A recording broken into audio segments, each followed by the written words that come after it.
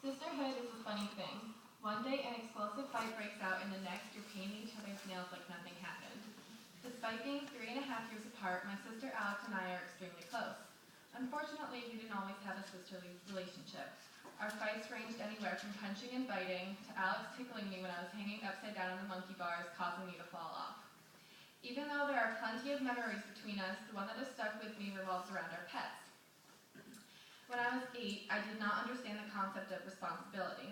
I loved the idea of owning dogs but not cleaning up after them. Because of this, my mom was stuck with training a new puppy and cleaning up after both of them. Fed up with these jobs, she threatened to get rid of the puppy.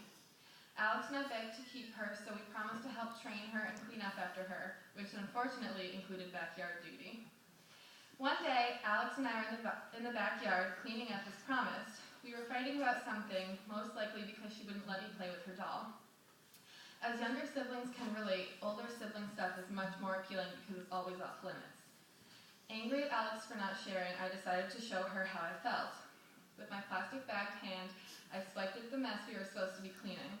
I swung my arm back through and watched the dog poop sail in the air and land on her coat. Her eyes widened in shock and then narrowed in anger as I flipped my hair with my clean hand, smirked, and went back to work. A few minutes later, I heard Alex call out my name, but I had already forgotten my bratty move. Getting ready to respond, I turned around, only to find retaliation flying directly toward me, hitting me in the face before I had time to react. As if that wasn't bad enough, the fact that it hit me right underneath my nose was.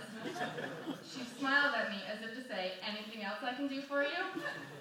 I stood there, horrified, unable to move. Instead of starting a full-on throwing match, I took the little sister approach. I ran inside, fate crying to Mom that Alex started it. When Alex came inside with a guilty look on her face, I knew I was in the clear, especially because being the younger sister usually let me off the hook for a lot of things. Now, a good 8 years later, Alex and I can finally laugh about that dreadful day. Even though we swore we would never talk to each other again, after a day or two of silence, it was as if that had never even happened. For Alex and I, no matter how gross or brutal our fights get, our bond is one that cannot be broken.